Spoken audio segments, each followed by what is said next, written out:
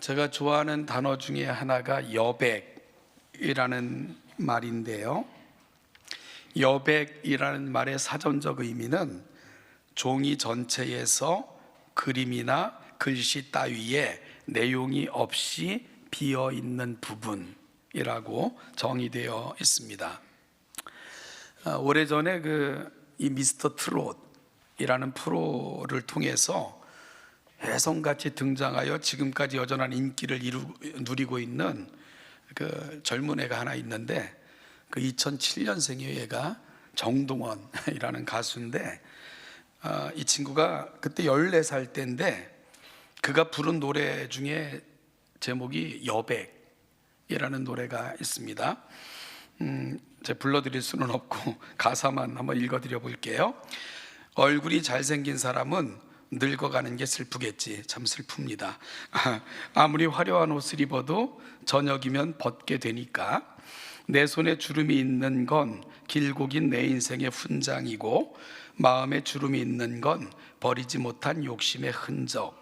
청춘은 붉은색도 아니고 사랑은 핑크빛도 아니더라. 마음에 따라서 변하는 욕심 속 물감의 장난이지. 그게 인생인 거야. 전화기 충전은 잘하면서 내 삶은 충전을 못하고 사네. 마음에 여백이 없어서 인생을 쫓기듯 그렸네. 마지막 남은 나의 인생은 아름답게 꽃 피우리라. 14살짜리가 뭘 안다고 이런 노래를 불렀는지 이해는 안 되는데, 오히려 이걸 듣는 이 트롯이라는 장르가 젊은 사람들보다는 좀 나이가 있는 분들이 좋아하다 보니까, 물론 요즘은 젊은 친구들도 트롯 좋아하던데, 어쨌든 이 노래를 들으면서 그 아버지 뻘 되는, 할아버지 뻘 되는 사람들이 더 마음에 많은 느낌을 갖게 됐던, 고뇌하게 됐던 그런 노래였던 것 같습니다. 이 여백이라는 말은 특별히 예술을 하는 분 중에서는 동양화를 그리는 분들이 그 단어를 많이 사용을 해요. 신도화지나 아니면 동양화에서 사용하는 화선지, 아니면 이 캔버스, 이런 데다가 자꾸 이것저것 마구 채우기만 하면 결국은 산만해지고 복잡해지고 난잡해질 확률이 많습니다. 그래서 이 디자인을 하는 분들, 그리고 그림을 그리는 분들도 결국은 그리고자 하는, 드러내고자 하는, 표현하고자 하는 그 한 가지를 돋보이게 하는 방식으로 결국은 작업들이 점차 완성되어져 완숙도에 이르는 것을 종종 주변에서 보게 됩니다. 그리고 주변의 것들은 될 수 있는 대로 단순하게 처리해서 어떤 메시지를 좀 더 강하게 드러내는 방식으로 일들을 하는 것을 많이 경험을 합니다. 오늘 우리는 성경에서 만나는 사람들의 이야기를 통해 이 여백을 주제로 잠깐 말씀을 나누고자 합니다. 오늘 우리는 잠깐의 여백을 통해 진정한 인생의 길을 찾아 떠나는 한 인생을 만나게 됩니다. 오늘 본문에서 기독교 역사에 처음으로 등장하는, 그리고 이어 우리에게는 아주 익숙한 이런 이름이 된 한 사람을 만나게 되는데, 그 사람의 이름은 디모데라는 사람입니다. 오늘 본문에서 사도 바울이 그를 만나 전도 사역에 동참시킨 지역을 더베와 루스드라라고 밝히고 있는데요. 한번 화면을 한번 좀 띄워 주시죠. 이 그림은 사도 바울의 2차 전도 여행 경로를 지도로 간단하게 표시한 지도인데요. 잠깐 지도를 보시면은 사도 바울의 2차 복음 전도 여행의 경로인데요. 이 지도를 보면 2차 복음 전도 여행은 이 화살표 안디옥 오른쪽 위에 안디옥이라는 지역이 있잖아요. 그 화살표를 따라 이렇게 쭉 가다 보면 2차 사도 바울의 전도여행 경로가 되는데요.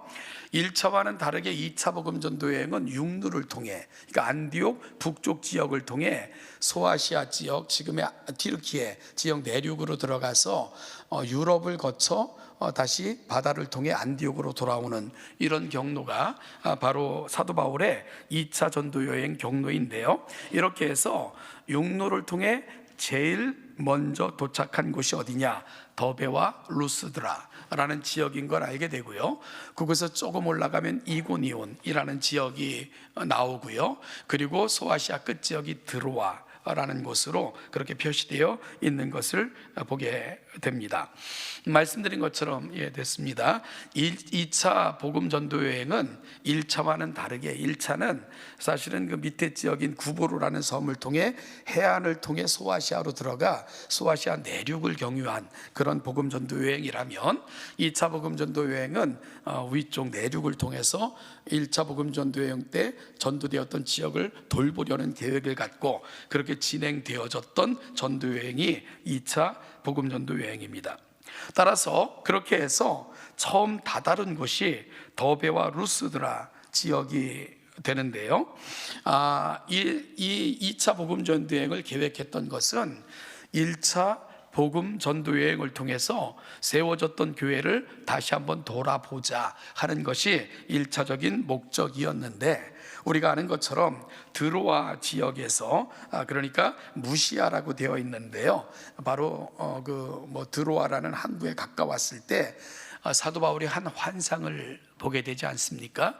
마게도냐 사람들이 손짓하며 와서 도우라 하는 환상을 보게 되고, 그렇게 해서 원래는 비두니아 위쪽 지역을 더 경유해서 소아시아 지역에서 복음을 전하고자 했던 계획을 수정하여 유럽으로 건너가게 되는 그런 전도 여행으로 경로가 바뀌게 되죠. 여러분, 성령의 강건적인 역사로 이렇게 해서 유럽에 복음이 전해지게 된 것이고요. 이렇게 해서 이 2차 복음 전도 여행은 세계사에서도 아주 중요한 방점을 짓는 그런 여행이 되게 됩니다. 왜냐하면 이로 인하여 유럽에 복음이 증거되게 되고요. 지금 유럽의 기초가 사실은 제2차 복음 전도 여행을 통해서 되어지기 때문에 그렇습니다. 어쨌든 2차 복음 전도 여행의 첫 번째 목적지였던 루스드라와 더베에서 사도 바울은 그곳에 거주하고 있는 아주 반가운 사람과의 만남을 갖게 되는데요. 그 사람의 이름이 누구라고요? 디모데가 되는 겁니다. 여기서 만난 디모데를 누가는 이렇게 소개하고 있는데요, 1절 2절을 보니까 거기 디모데라는 제자가 있으니 그 어머니는 믿는 유대 여자요 아버지는 헬라인이라. 디모데는 루스드라와 이고니온에 있는 형제들에게 칭찬을 받는 자니 라고 디모데가 소개되어 있습니다. 디모데를 누가는 제자라고 밝히고 있고요, 그의 어머니와 아버지를 소개하는 중에 디모데는 그 지역에 거주하는 형제들에게 칭찬을 받는 자라고 소개하고 있습니다. 여기서 디모데를 가리킬 때 사용했던 제자라는 말도, 그리고 그들 속에 거하였다 얘기했던 형제들이라는 말도 다 크리스찬을 가리키는 용어들입니다. 그래서 궁금해집니다. 그러면 어떻게 디모데는 이방 지역에서 이미 그리스도인이 되었고 제자로 신실하게 살고 있었고, 또한 그 지역에 이미 믿는 사람들은 어떻게 생겨나게 된 걸까 하는 궁금증이 생겨나게 됩니다. 이 비밀을 풀어내려면 우리는 다시 사도행전 13장으로 돌아가야 됩니다. 사도행전 13장에는 교회가 금식하고 기도할 때 성령의 거룩하신 감동으로 바울과 바나바를 구별하여 세우라 하는 성령의 음성을 듣게 되고요, 그렇게 해서 바나바를 필두로 바울을 구별하여 세워 그들을 선교사로 파송하는 이런 장면이 기록되어져 있는 장이 사도행전 13장입니다. 이때 같이 동행했던 인물이 마가라 하는 요한도 동행하게 되는 거죠. 그런데 마가면 마가고 요한이면 요한이지 왜 마가라는 요한이라고 두 개의 이름으로 이는 불려지게 된 걸까요? 요한은 히브리 말로 은혜롭다라는 뜻이고요, 마가는 헬라어로 큰 망치라는 뜻을 지니고 있는 이름입니다. 그러니까 요한은 히브리식 이름이고요, 마가는 헬라식 이름이 되는 건데, 성경이 기록될 당시는 이방 지역까지 복음을 증거하려는 거룩한 목적을 담고 성경이 기록되어지기 때문에 그 이후에 그의 이름은 마가라, 불려지게 된 것입니다. 따라서 마가의 히브리식 이름은 요한이 되는 거죠. 마치 사울이 히브리식 이름이고 바울이 헬라식 이름인 것과 같은 이치입니다. 우리는 흔히 잘못 이해해서 사울은 변화받기 이전이고 바울은 변화된 이후에 바뀐 계명된 이름이라 생각하는데 그렇지 않습니다. 사울은 다메섹에서 예수님을 만난 이후에도 오랫동안 사울로 불려졌는데 그가 이방 지역에 복음을 전하는 일이 본격화되면서 그를 헬라식 이름으로 바꾸어 부른 것입니다. 그것이 바로 바울이 되는 거죠. 어쨌든 마가라는 요한도 1차 복음 전도 여행에 동참하게 되는데요, 여행을 시작한 지 얼마 지나지 않아 그는 이 대열에서 이탈하여 돌아가게 됩니다. 따라서 1차 복음 전도 여행은 바나바와 바울의 일행을 통해서 진행되어지는데요, 우리 1차 복음 전도 여행의 경로를 잠깐 좀 살펴볼 필요가 있을 것 같아요. 보이는 지도인데요, 마찬가지로 안디옥에서 출발해서 그 화살표를 따라가다 보면 이제 구보로라는 섬을, 이 구보로는 바나바의 고향입니다. 그리고 구보로 끝 바보에서 배를 타고 아달리아라는 항구로 들어가 버가, 그 다음에 또 다른 안디옥, 비시디아 지역의 안디옥이라 불리는, 그리고 이고니온, 루스드라, 더베에까지 이르러 복음을 전했던 여행 경로가 바로 1차 복음 전도여행의 경로입니다. 여러분, 따라서 1차 복음 전도여행의 경로를 보면 어디가 끝입니까?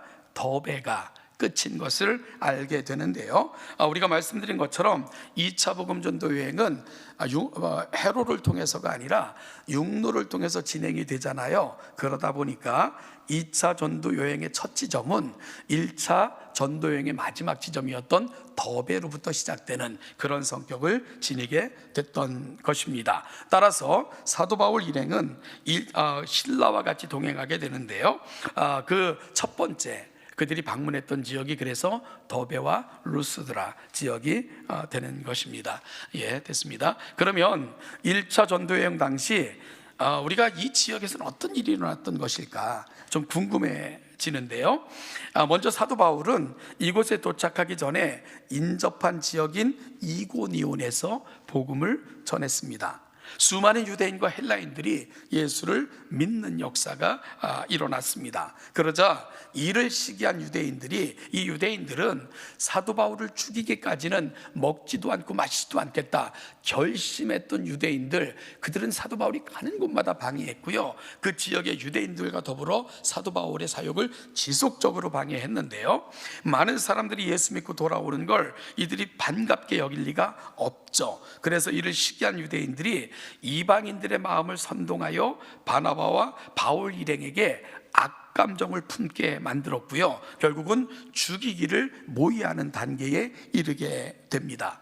따라서 바나바와 바울 일행은 도망하듯이 그 지역을 빠져나올 수밖에 없었고요, 그곳이 이고니온이고요, 따라서 그들이 도망하듯이 빠져나와 다다른 곳이 루스드라와 그리고 그 이후에 더베 지역이 되는 것입니다. 여러분, 루스드라에서는 우리가 잘 아는 사건이 발생을 하는데, 사도 바울이 루스드라에서도 그 삼엄한 그 유대인들의 그 박해 속에서도 복음을 전해요. 그런데 그 복음을 듣는 자 중에 나면서부터 한 번도 걸어본 적이 없는 안진뱅이가 앉아서 사도 바울의 말을 귀 기울여 듣는 것을 발견하게 됩니다. 그러자 사울이 그를 주목하면서 내 발로 일어서라 라고 말하였고요, 그러자 그 사람이 일어나 걷게 되는 그런 기적이 나타났습니다. 그러자 이를 지켜봤던 사람들이 깜짝 놀랐어요. 그래서 그들이 정말 바나바를 제우스가 이 땅에 현현한 거다 라고 말했고요, 그리고 사도 바울은 헤르메스가 이 땅에 신이 인간의 형상을 입고 왔다 라고 이제 흥분하기 시작을 합니다. 그때 이 그리스 로마 신화에서 제우스는 신 중의 신 아닙니까? 그리고 헤르메스는 이 이름으로부터 허메노틱스라는 해석학이라는 말이 발생을 할 정도로 말의 신, 그 다음에 언어의 신, 이런 신이 헤르메스입니다. 그래서 말을 잘했던 바울이었는지 그를 헤르메스라고 이렇게 부르면서 심지어 제우스 신전의 제사장들은 군중들을 모아가지고 소와 화환을 예물로 가지고 와서 바나바와 바울 앞에 엎드려 절하며 제사를 하려는 그런 시도를 하기에까지 이르게 됩니다. 그러자 바나바와 바울은 기겁을 하면서 우리에게 그러면 안 된다, 우리는 당신들과 똑같은 성정을 가진 사람들이다, 그러면서 당신들이 정말로 경배해야 될 우리에게 이 큰 일을 이루신 그 하나님을 소개하겠다, 온 천지 만물을 지으신 그분만이 경배를 받기에 합당하시다라고 복음을 전하기 시작을 합니다. 그래서 많은 사람들이 그들을 통해서 예수 그리스도를 영접하게 된 거죠. 그러자 이를 시기한 원정원 유대인들은 바나바와 바울을 돌로 치기에 이르게 되고요, 한참을 돌로 쳐서 맞았는지 죽은 줄 알고는 그들의 시신을 끌어다가 시외에 내치게 됩니다. 죽은 줄 알고 내친 것을 보면 아마 질질 끌고 갔을 것으로 추정이 되고요, 얼마나 돌로 맞았으면 그럴까. 정말 온갖 핍박을 바로 루스드라 지역에서 그들이 받은 거죠. 그러나 하나님께서는 그들을 일으켜 세우셨고요, 바나바와 바울은 죽지 않고 일어나 그 마을로 들어갔다가 다른 지역으로 떠나서 복음을 전하게 되는데, 그렇게 해서 1차 복음 전도여행의 마지막 지역은 더베라는 지역이 되는 거죠. 이곳에서도 심서 복음을 전한 후 그들은 다시 거슬러 그들이 복음을 전했던 지역들을 돌아 다시 배 타고 안디옥으로 돌아오게 되므로 1차 복음 전도여행을 마무리하게 됩니다. 여러분, 제가 1차 복음 전도여행을 소개했던 이유는 루스드라와 더베를 소개하기 위함입니다. 이처럼 1차 전도여행 때 강력한 회오리처럼 한바탕 큰 소동과 큰 역사가 일어났던 곳, 그곳이 바로 루스드라라는 지역이 되는 것이고요, 2차 복음 전도 여행 때 사도 바울이 다시 찾았던 곳, 그리고 첫 번째 방문했던 곳, 그곳이 바로 루스드라와 더베라는 지역이 되는 겁니다. 여러분, 바울이 다시 2차 복음 전도 여행으로 이곳을 찾게 된 것은 1차 전도 여행이 끝난 후 약 2년여가 지난 후였습니다. 사도 바울이 바나바에게 우리가 전도했던 지역을 다시 돌아보자 라고 제안을 했고요, 이를 좋게 여긴 바나바가 동의를 하고 2차 복음 전도여행이 준비되게 됩니다. 그런데 마가라는 요한을 데려가느냐 마느냐의 문제로 바나바와 바울은 갈라서게 되고요, 바나바는 이 마가를 데리고 그의 고향인 구브로라는 섬으로 돌아갔고요, 사도 바울은 신라를 택하여 1차 복음 전도여행과 다른 경로인 북쪽 내륙을 통해서 2차 복음 전도여행을 시작하게 된 것입니다. 그리고 그곳에서 사도 바울은 아주 첫 번째 루스드라와 더베에서 반가운 마음을 갖게 됐는데, 누구와의 만남이라고요? 디모데와의 만남을 그곳에서 갖게 되는 겁니다. 이 만남은 남은 사도 바울의 복음 사역 내내, 그리고 그의 마지막 편지가 바로 이 디모데에게 보내는 편지입니다. 디모데 후서는 사도 바울의 유언과도 같은 편지인데, 그 편지를 받는 사람이 누구냐면 바로 디모데가 돼요. 그리고 이후에도 가장 친밀한 만남으로 이어져 기독교 역사에서 가장 위대한 한 만남으로 기록되어져 있는 그 만남이 바울의 2차 전도 여행인 첫 번째 지역인 루스드라와 더베에서 디모데의 만남을 통해서 이루어지게 되는 겁니다. 자, 그러면 여기서 우리가 한 가지 질문을 할 수 있겠지요. 디모데와의 만남의 비밀. 어떻게 디모데는 사도 바울이 다시 그 지역을 방문했을 때 신실한 주의 제자로, 사랑받고 칭찬받는 믿음의 동료로 세워질 수 있었던 것일까요? 그의 어머니는 유대인이고 그의 아버지는 헬라인이라 누가는 밝히고 있습니다. 여러분, 유대계의 전통상 부모 중 어머니가 유대인이면 자녀는 유대인으로 인정이 되었습니다. 믿음과 그 혈통의 전통에서 어머니 쪽이 훨씬 더 중요하게 취급되어졌던 것이 시브리적 전통입니다. 그러니 가정에서 어머니들의 역할, 믿음을 전수하는 데 있어서 어머니들의 역할이 얼마나 중요한가를 시브리 전통은 우리에게 보여주고 있는 부분입니다. 그러니 디모데는 아마도 유대인들의 율법에 대해서는 익히 알고 있었을 것으로 추측이 됩니다. 후에 사도 바울은 디모데에게 보낸 유언과도 같은 편지, 디모데후서 1장 1장 4절 5절에서 이렇게 언급을 했습니다. 우리 같이 읽죠. 내 눈물을 생각하여 너 보기를 원함은 내 기쁨이 가득하게 하려 함이니 이는 내 속에 있는 거짓 없는 믿음이 있음을 생각함이라. 이 믿음은 내 외조모 로이스와 내 어머니 유니게 속에 있더니 내 속에도 있는 줄을 확신하노라. 아멘. 여러분, 이런 언급을 통해서 확인할 수 있는 것은 루스드라와 더베에서 디모데는 외할머니도 함께 살았고, 아마도 외할머니가 그리고 그의 어머니가 예수를 먼저 믿은 것으로 우리는 추정할 수가 있습니다. 왜냐하면 이는 내 속에 있는 거짓 없는 믿음이 내 외조모 로이스와 내 어머니 유니게 속에 있더니 내 속에도 있었다 하는 것으로 디모데의 믿음을 표현하고 있기 때문에 그렇습니다. 저희 교회도 이제 금년부터 이게 로이스 선교회가 이제 이렇게 뭐 새로 이제 시작이 됐잖아요. 이제 뭐 그걸 뭐라 어떻게 창설이 됐나요? 근데 제가 지난번 그 로이스 선교에서 특송화할 때 말씀드렸어요. 어떻게 그 성경에 딱 한 번 나오는 이름을 가지고 선교의 이름을 줬냐. 여러분의 역할이 크다. 왜냐하면 여러분들이 어떻게 하느냐에 따라 로이스가 어떤 사람인 것을 여러분이 보여주는 거다. 그러니까 거꾸로 우리 교회 로이스 선교회가 로이스의 이야기를 만들어가는 거다. 그러니 잘하세요 라고 이야기한 적이 있는데요. 어쨌든 우리가 디모데후서 1장 4절 5절 언급을 보면은 먼저 그 신앙인 내 외조모 로이스와 네 어머니 유니게 속에 있더니 네 속에도 있다 라고 이야기하면서 아마도 사도 바울이 1차 복음 전도 여행 때 루스드라와 더베에서 복음을 전할 때 그 여인들이 먼저 예수를 영접하게 됐고요. 이러므로 말미암아 그 가정이 예수 믿는 가정이 되었고, 그 가정 속에 있었던 자녀인 디모데에게도 믿음이 전해져서 그도 훌륭한 믿음의 사람으로 성장한 것이구나 하는 것, 그 가정의 믿음의 원인을 우리는 이런 본문들을 통해서 추정할 수 있는 겁니다. 그렇게 해서 한 가정이 주께로 돌아왔고요, 그 가정에서 위대한 복음의 일꾼이 자라나게 된 것입니다. 그가 바로 디모데입니다.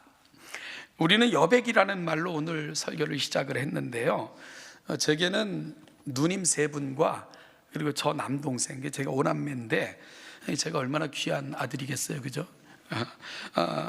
부모님이 좀 일찍 돌아가셔가지고 누님들이 시집간 후에 저는 동생과 둘이 이렇게 살게 됐는데, 그러다가 이제 제가 군에 입대하게 됐습니다.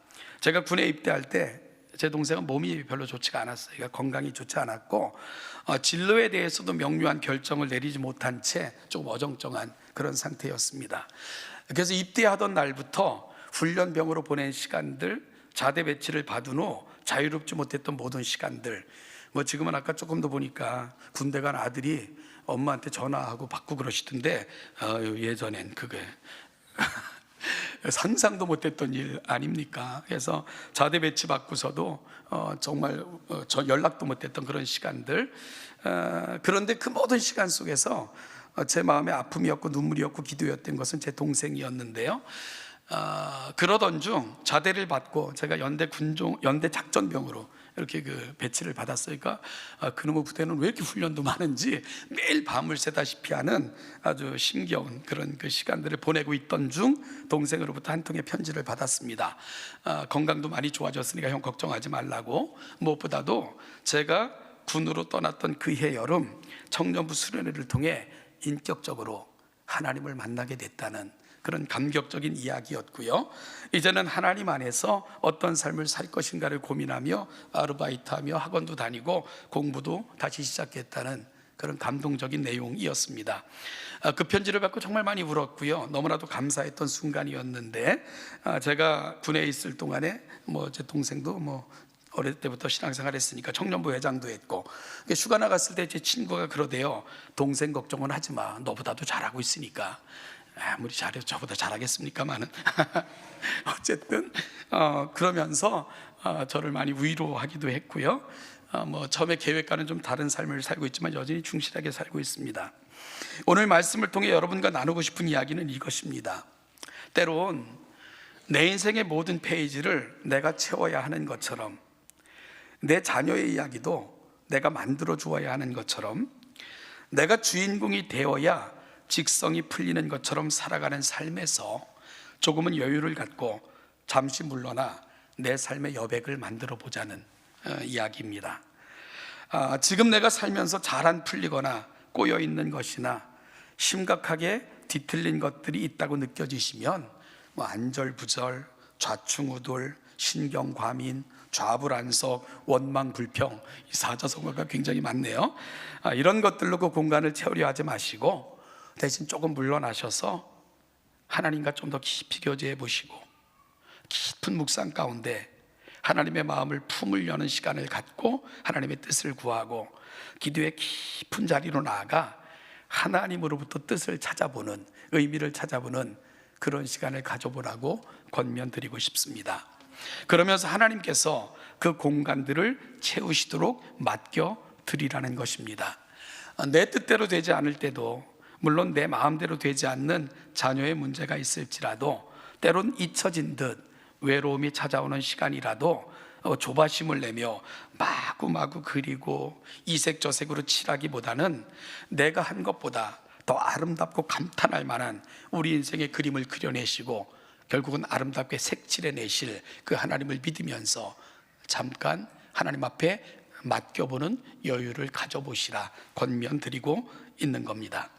사도 바울의 인생에도 여백처럼 느껴졌던 시간이 있었습니다. 다메섹에서 주를 만난 후 아라비아 광야에서 보냈던 3년의 시간들, 이제 예루살렘으로 돌아와서 활동하려고 했지만 인정받지 못했고요, 오히려 유대인들의 박해가 심해지자 고향으로 돌아갈 수밖에 없었죠. 그렇게 10년의 세월을 고향에서 보내게 됩니다. 여러분, 예수 만나고 가장 가슴이 뜨거웠던 시절, 그러나 예기치 않게 찾아왔던 마치 모두에게 잊혀진 것처럼 여겨졌던 약 13년의 세월이 사도 바울에게도 있었다는 것입니다. 그런데 그 시간은 하나님께서 사도 바울을 위대한 사도로 빚어내셨던 시간이었습니다. 율법이 그리스도를 만나고 그의 지식이 영적인 보고가 되고 그의 경험이 새로운 옷으로 빚어져 온전한 사도로 준비되어졌던 시간이었습니다. 그리고 때가 참에 하나님께서는 그를 다시 부르셔서 위대한 이방인의 사도로, 전 세계에 복음이 증거되는 통로로, 기독교 신앙이 세계적으로 정립되는 위대함으로 그의 인생을 초대하신 것입니다. 제가 동천교회 왔을 때부터 우리 이석원 장로님 기도 속에는 항상 6명의 미국 신분 선교사들의 이름이 계속 불려지며 기도하고 있는데, 제가 오늘 다시 그 이름을 들으면서 생각을 했어요. 그분들께도 이 시간이 여백일 거다. 하나님께서 사도 바울이 잊혀진 듯 보이는 시간 속에서도 일하시고 계시듯 그들도 때가 되면 하나님이 부르시기 위한 하나님의 준비 시간일 것이다, 이런 생각을 해봤습니다. 그렇게 될 줄로 믿습니다. 또한 바나바와 사울은 그저 열심으로 복음을 전하고 돌아왔을 뿐인데 하나님께서는 그들의 사역을 거룩한 복음의 씨로 삼으셔서 한 가정을 예비하셨고요, 다시 그곳을 방문했을 때는 위대한 복음의 메시지가, 위대한 복음의 전파자가 준비되어 있었습니다. 하나님께서는 마치 전하고 돌아와서 그저 우리는 노심초사하며 그 지역이 어떻게 됐을까 걱정하는 것뿐이었지만, 하나님께서는 그 속에서도 여전히 일하셔서 이 위대한 일을 예비하고 계셨던 것입니다. 모세의 인생은 80이 돼야 본격적으로 시작이 되죠. 40년 바로의 궁에서, 그리고 40년은 의미 없이 잊혀진 것 같은 광야에서. 그런데 여러분, 모세가 바로의 궁에서 보냈던 40년은 세계에서 가장 잘된 법 체계를 배울 수 있었던 시간이었고요, 광야에서 보냈던 40년은 광야를 눈 뜨고도 걸을 수 있고 생존에 대해서는 가장 잘할 수 있도록 준비되었었던 시간이었습니다. 그렇게 80이 되어 그가 이스라엘의 지도자로 섰을 때 그는 재판관으로서 현명한 재판자의 역할을 감당해야 됐고요, 그리고 목자처럼 이스라엘 백성들을 광야의 길을 인도해야 됐습니다. 그 모든 것을 가장 하나님께서는 완벽하게 준비시켜 놓으셔서 잊혀진 것 같았지만 그의 인생의 여백 속에는 이 모든 것이 준비되고 있었던 것을 성경은 보여주고 있는 것입니다. 그리스도인에게 우연은 없습니다. 다만 의도하지 않았기에 때론 의미 없고 잃어버린 시간처럼 여겨질 뿐입니다. 그러나 하나님은 여전히 일하시면서 내 여백을 아름답고 감동적인 공간으로, 시간으로 만들어 가심을 믿으시면서 오늘 다시 믿음으로 살아내겠다, 그 하나님을 바라보며 내 인생을 맡기겠다 결심하시는 동천의 성도들 되시기를 축복합니다. 앞서 잠시 소개했던 한 가수의 노래 가사처럼 지금까지는 인생을 쫓기듯 그렸네, 마지막 남은 인생은, 나의 남은 인생은 아름답게 꽃피우리라. 어떻게 아름답게 꽃피울까요? 하나님을 우리 인생에 초대하십시오. 그리고 너무 분주하고 조급해하지 마시고 내 인생의 여백을 하나님께 조금 맡겨보십시오. 그리고 그분이 그리시고 색칠하실 위대함을 기대하시며 하나님과 동행하시는 동천의 성도들 되시기를 주님의 이름으로 축복합니다. 기도하겠습니다. 하나님 아버지, 오늘 다시 말씀 앞에서 우리에게 주어진 삶을 시작합니다. 너무 다급하고 너무 조급하고 너무